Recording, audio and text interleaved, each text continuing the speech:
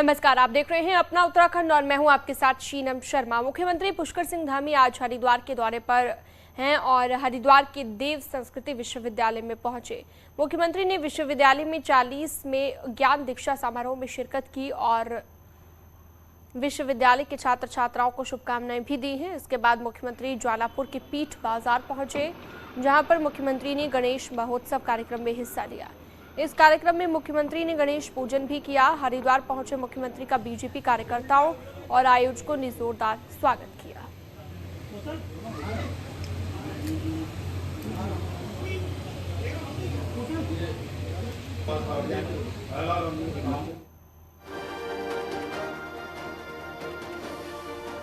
तो देव संस्कृति विश्वविद्यालय में ये कार्यक्रम मुख्यमंत्री पुष्कर धामी को आप देख सकते हैं। गणेश महोत्सव में मुख्यमंत्री शामिल हुए, गणपति बप्पा की पूजा अर्चना करते नजर आए।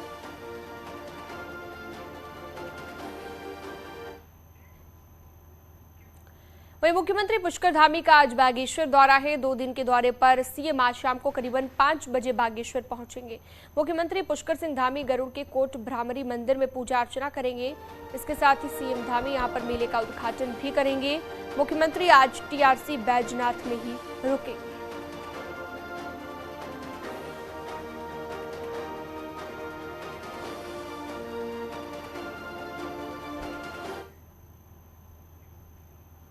और अगली खबर है देहरादून से। यूके SSSC पेपर लीक मामले में एक और आरोपी को एसटीएफ ने अरेस्ट कर लिया है। आरोपी संजय राणा की अरेस्टिंग के बाद पकड़े गए आरोपियों की संख्या 33 पहुंच गई है। आरोपी संजय राणा पीआरडी कर्मचारी हैं और पूर्व में पकड़े गए पीआरडी कर्मचारी मनोज जोशी के साथ मिलकर पेपर लीक करवाने में अहम भूमिका संजय राणा की बताई जा रही है। आरोपी संजय ने अपने घर लखनऊ से लीक प्रश्न पत्र की फोटोकॉपी करवाई थी और अपनी पत्नी को प्रश्न पत्र देकर भर्ती में चयनित करवाया था।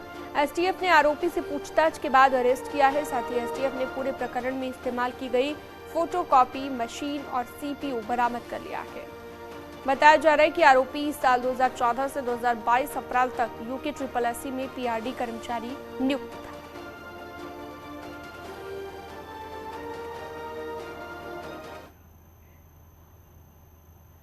बढ़ते आगे, उत्तराखंड ओपन यूनिवर्सिटी भर्ती पर विवाद बढ़ गया है। कांग्रेस प्रदेश अध्यक्ष करण माहरा ने कहा है कि मंत्री धन सिंह रावत के विभाग की अब जांच होनी चाहिए। करण माहरा ने यह भी कहा कि बीजेपी संघ नेताओं के परिजन और युवा नेता नौकरी पर लगे। करण माहरा ने पूछा कि कुलपति और पीआरओ क्यों रख रहे हैं मंत्री का पक्ष। करण ने यह भी कहा कि विधानसभा के बाद ये मामला जनता के बीच लाऊंगा।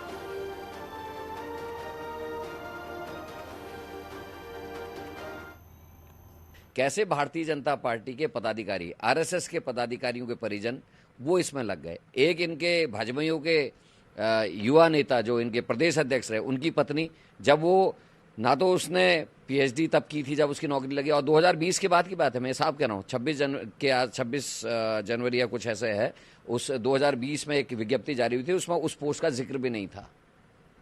एजुकेशन से रिलेटेड, एजुकेशन प्रोफेसर की, असिस्टेंट प्रोफेसर की बात थी, और उसको बिना पीएचडी के, बिना नेट क्वालिफाई किए हुए उसको जॉब लगाई गई। कांग्रेस ने उत्तराखंड ओपन यूनिवर्सिटी में 56 गड़बड़ भर्तियों का आरोप लगाया था, जिस पर यूनिवर्सिटी ने मंत्री धन सिंह रावत को मामले से जोड़ने की बात कही है और मीडिया पर गलत खबरें चलाने और कानूनी कार्रवाई की बात कही है। वहीं विधानसभा के बाद अब ओपन यूनिवर्सिटी में बीजेपी नेताओं के करीबियों की भर्ती चर्चाओं में है और सोशल मीडिया पर इसको लेकर लिस्ट वायरल हो रही है। इस पर उच्च शिक्षा मंत्री धन सिंह रावत का कहना है कि मामला उनके संज्ञान में अब आया है, अब वो इसे और दिखाएंगे। कुलपति को प्रेस के बारे में कोई बात नहीं करनी चाहिए और प्रेस को धमकाने के लिए कोई स्वतंत्र नहीं।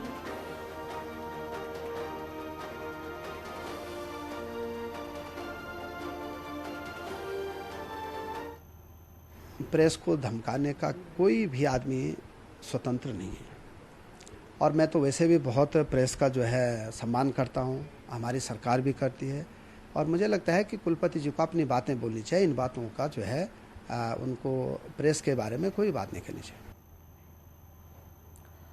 और बड़ी जानकारी, सोमवार को देहरादून लौटेंगी स्पीकर रितु खंडूरी। विधानसभा भर्तियों पर बड़ा फैसला संभव है। पहले कोटद्वार फिर देहरादून आएंगी रितु खंडूरी। उत्तराखंड में यूके SSSC और विधानसभा भर्ती मामला बेहद गर्म हो चुका है और बीजेपी और कांग्रेस एक दूसरे पर हमलावर गए। करण माहरा ने कहा है कि मंत्री धन सिंह रावत के विभाग की जांच होनी चाहिए। वहीं उत्तराखंड ओपन यूनिवर्सिटी में 56 गड़बड़ी के भर्तियों पर भी धन सिंह रावत कांग्रेस के निशाने पर हैं, जबकि धन सिंह रावत का कहना है कि ओपन यूनिवर्सिटी में 56 भर्तियां कांग्रेस के वक्त में हुई। दीपांकर भट्ट ज्यादा जानकारी के लिए देहरादून से हमारे साथ लाइव जुड़ चुके हैं। दीपांकर, देखिए ये जो मामला है, अब संभव ये है कि रितु खंडूरी जब वापस लौटती हैं तो उसके बाद कोई एक्शन हो सकता है, क्योंकि सोमवार को वापस लौटना है रितु खंडूरी को। लेकिन अब कांग्रेस बीजेपी दोनों के बीच सियासी सरगर्मी भी बढ़ चुकी है इस पूरे मामले को लेकर।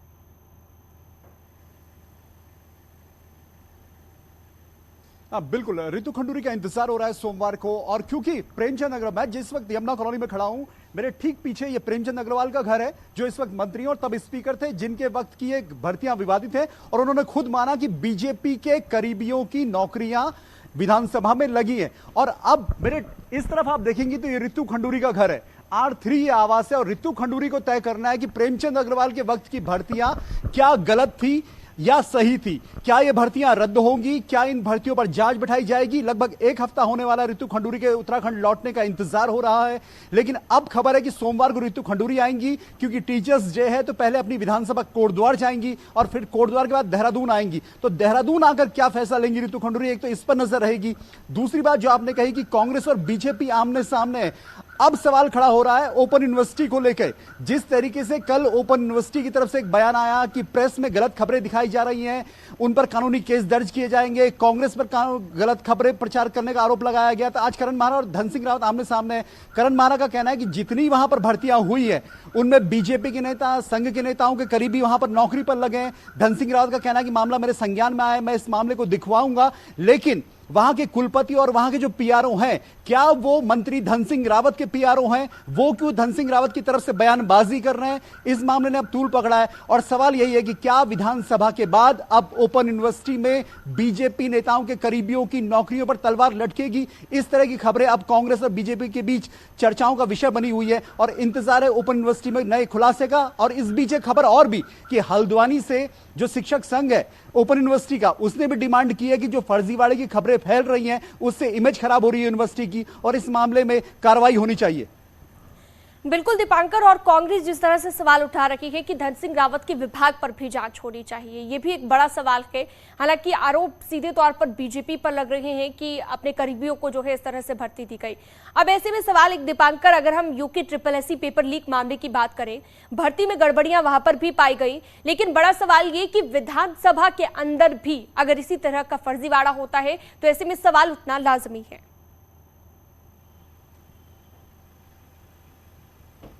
अब बिल्कुल यूके SSSC से मामले की शुरुआत हुई, मुख्यमंत्री ने आदेश दिए, जांच आगे बढ़ी, अब तक 33 गिरफ्तारी इसमें हो चुकी है। मुख्यमंत्री बार बार कह रहे हैं कि जहां जहां गड़बड़ियां होंगी वहां पर कार्रवाई की जाएगी। लेकिन जिस तरीके से उत्तराखंड की विधानसभा सवालों के घेरे में आई है, ये साफ आरोप लगे हैं और इन बातों की पुष्टि खुद प्रेमचंद अग्रवाल ने की है कि हां, बीजेपी नेताओं के करीबियों की नौकरी विधानसभा में लगी है। और इसी बात को लेकर इस वक्त उत्तराखंड में राजनीति गर्म है और रितु खंडूरी का इंतजार हो रहा है। और क्या विधानसभा की तरह उत्तराखंड ओपन यूनिवर्सिटी में भी इसी तरह का भर्तियों को लेकर बनाया गया? सोशल मीडिया पर लिस्ट वायरल है, अलग अलग उसमें नाम है और इन नाम को लेकर अब मंत्री धन सिंह रावत कहते हैं कि इस मामले को दिखवाया जाएगा। वहीं करण माहरा का कहना है कि कुलपति ने अगर धमकी दी है तो वो प्रेस पर और करण माहरा पर केस दर्ज करवाएं, अगर कहीं पर भी कोई गलत है तो। बिल्कुल दीपांकर, अब आगे की संभावनाओं की हम बात करें, वैसे तो रितु खंडूरी जब वापस लौटनी है सोमवार को, उसके बाद ही कोई एक्शन होगा, लेकिन संभावनाएं किस तरह की बनती है? अगर हम देखें तो क्या उन भर्तियों को निरस्त किया जाएगा या फिर किस तरह का एक्शन देखने को मिल सकता है? क्या संभावनाएं नजर आती हैं अभी?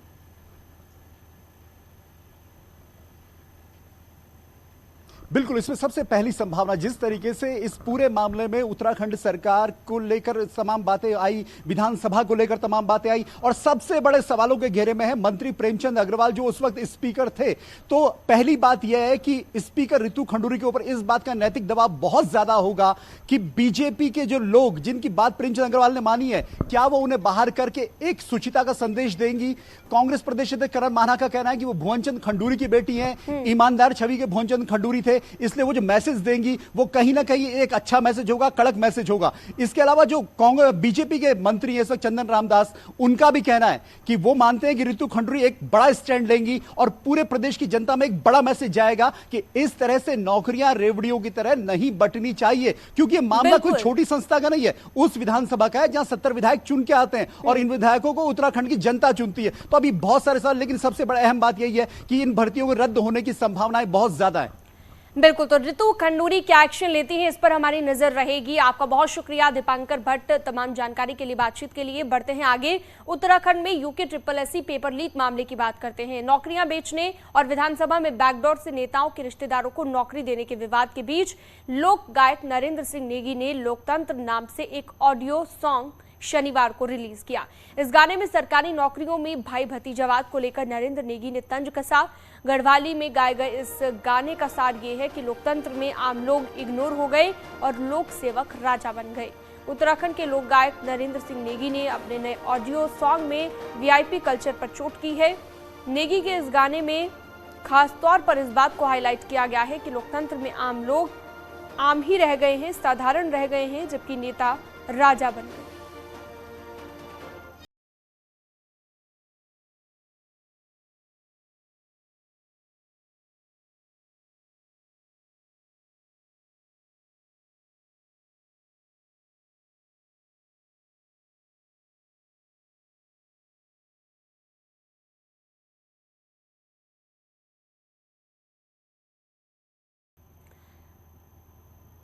तो थोड़ा सा हिस्सा इस गाने का आपने सुना। बढ़ते हैं आगे, हल्द्वानी की बात करते हैं। हल्द्वानी में उत्तराखंड ओपन यूनिवर्सिटी में नियुक्तियों की जांच की मांग उठी है। उत्तराखंड ओपन यूनिवर्सिटी के भीतर से ही जांच की मांग उठी है। ओपन यूनिवर्सिटी टीचर्स एसोसिएशन की मांग है। शिक्षक संघ ने आरोपों की न्यायिक जांच कराने की भी मांग उठाई है। शैलेंद्र नेगी हमारे साथ जुड़ गए हैं ज्यादा जानकारी के लिए। शैलेंद्र, ओपन यूनिवर्सिटी के अंदर से ही अब ये मांग उठने लगी है कि अगर इस तरह से नियुक्तियां की जाती है तो उसकी जांच जरूर होनी चाहिए अगर फर्जीवाड़ा किसी भी तरह का पाया जाता है।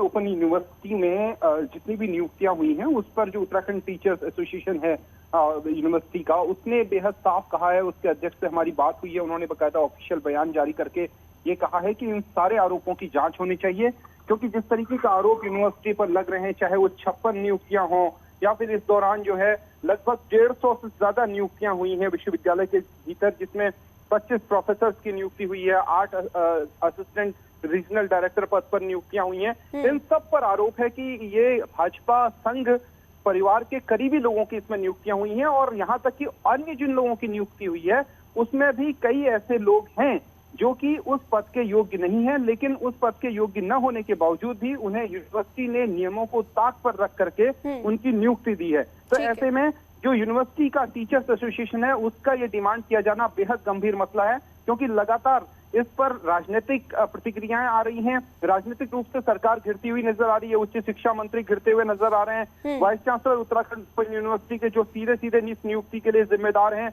वो इस पर घिरते हुए नजर आ रहे हैं, राज्यपाल सवाल पूछ रहे हैं। लेकिन अब यूनिवर्सिटी के भीतर से ये सवाल उठा है और ये जांच की मांग उठी है कि अगर यूनिवर्सिटी पर इस तरीके के आरोप लग रहे हैं तो फिर दूध का दूध और पानी का पानी होना चाहिए, पारदर्शिता होनी चाहिए नियुक्ति के मामलों को लेकर, और दूध का दूध पानी का पानी होना चाहिए। बहुत शुक्रिया आपका शैलेंद्र नेगी इस तमाम जानकारी के लिए। और अगली खबर है उत्तरकाशी से। यमुनोत्री नेशनल हाईवे NH 123 के चामी के पास सड़क हादसा हुआ है। एक कार नदी में गिर गई, 3 लोग सवार थे। पानी के तेज बहाव में 2 यात्री बह गए हैं और एक घायल यात्री को रेस्क्यू किया गया। कि हादसे के वक्त 3 लोग सवार थे। देहरादून के सेलाकुई के बताए जा रहे थे सभी यात्री। एसडीआरएफ और पुलिस लापता यात्रियों की तलाश में जुटी हुई है।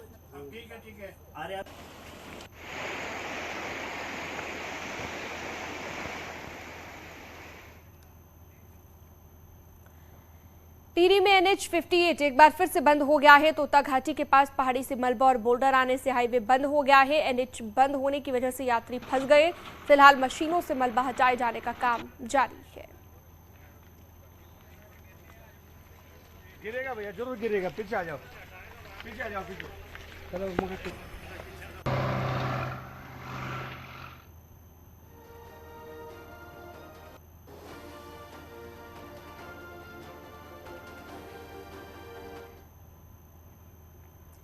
वहीं बारिश को लेकर उत्तराखंड में एक बार फिर से अलर्ट जारी कर दिया गया है। देहरादून, नैनीताल, बागेश्वर इन सभी जगहों पर भारी बारिश हो सकती है।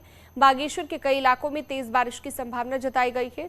अगले 2 दिन तक प्रदेश के कई इलाकों में तेज बारिश की संभावना है। मौसम विभाग ने भी एडवाइजरी जारी कर दी है।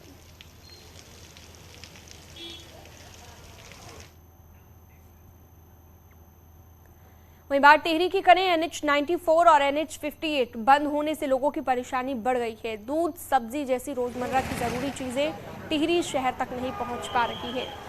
NH94 पर नरेंद्र नगर के पास भारी मलबा और बोल्डर आने से बंद चल रहा है। हालांकि छोटे वाहनों को PTC से डाइवर्ट किया गया, लेकिन बड़े वाहनों के लिए NH अभी भी बंद है। NH58 की बात करें तो तोता घाटी के पास मलबा आने से ये भी बंद है, जिसकी वजह से ऋषिकेश से फल, सब्जी और सामान नहीं आने के चलते लोग परेशान हैं।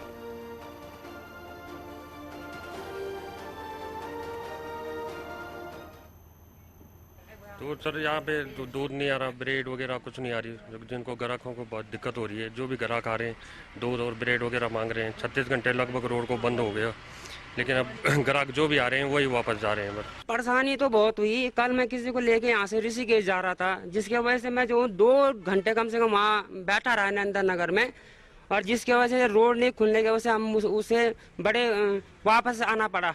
वहाँ से बहुत देर तक हम खड़े रहे, वहाँ पे सवारियाँ खड़ी थी मेरे पास, सारे लोग इधर उधर घूम रहे थे।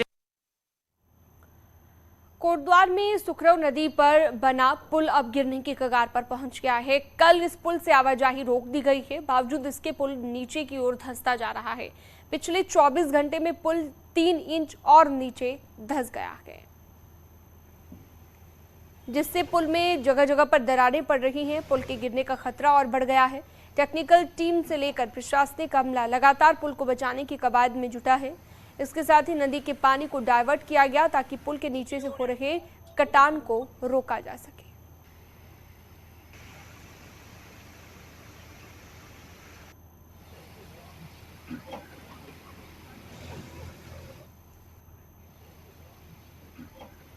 तो कभी भी नदी पर बना हुआ ये पुल गिर सकता है, जिसकी तस्वीर आप देख रहे हैं। और वजह इसके पीछे बताई जा रही है कि अवैध खनन जो होता है, ये एक बड़ी वजह है।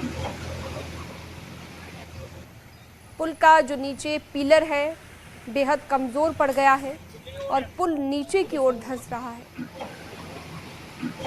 तो पुल में आई दरारों को भी आप देख सकते हैं, दिन ब दिन हालत जर्जर होती जा रही है। हालांकि कल से आवाजाही यहाँ पर रोक दी गई, लेकिन उससे पहले इस बात की भी किसी को सुध नहीं थी। अब जब मामला नोटिस में आया तो उसके बाद अब आवाजाही रोकी गई और उसके तकनीकी कारणों की कल वो जांच करेंगे और कैसे उसको रोकथाम करके पुनः स्थिति पर लाया जाएगा, उसकी कार्य योजना करेंगे, तैयार करेंगे। फिलहाल अभी जो पानी का जो डाइवर्जन किया जा रहा है, ताकि जो पानी जो लगातार नीचे से इसके कुछ पोर्शन पर टकरा रहा था, जिससे संभवतः बचाव हो सकता है, उसको शिफ्ट किया जा रहा है पानी को, ताकि पुनः ऐसी घटना न हो। पहाड़ वासियों की आराध्य देवी नंदा की इन दिनों विशेष पूजा हो रही है। पूरे पहाड़ मां नंदा के रंग में रंगे हुए हैं। जोश और उत्साह के साथ पहाड़ के लोग नंदा अष्टमी में जुटे हैं। आपको टीवी स्क्रीन पर जो हम तस्वीर दिखाने जा रहे हैं, पहली तस्वीर चमोली की होगी, जहां पर मां नंदा की पूजा हर साल भादो महीने में की जाती है, जब पहाड़ों में खेतों में धान, मंडुवा की फसल तैयार होने लगती है, तब उसका पहला भोग मां नंदा को लगता है। और दूसरी तस्वीर आपको दिखा रही है अल्मोड़ा की, जगह जगह पर महानंदा की विशेष पूजा अर्चना होती है। तीसरी तस्वीर नैनीताल की, जहां पर सरोवर नगरी नैनीताल नंदा के रंग में रंग गई है। ज्योलिकोट से कदली वृक्ष को नैनीताल लाया गया, जिसके बाद तल्ली घाट मंदिर में पूजा अर्चना के बाद केले के पेड़ का नगर भ्रमण कराया।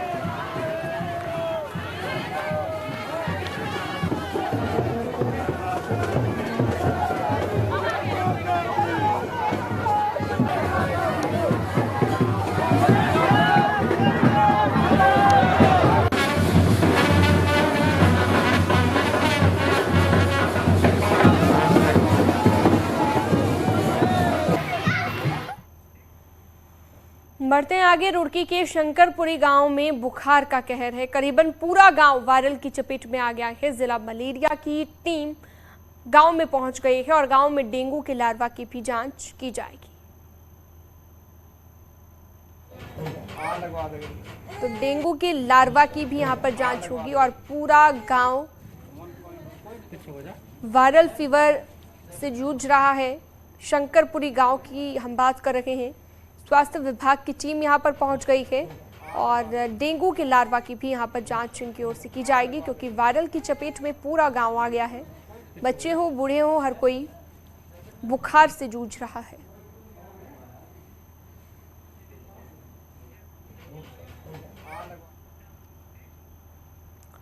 और यहां रुकते हैं छोटे से ब्रेक के लिए, जल्द लौटेंगे।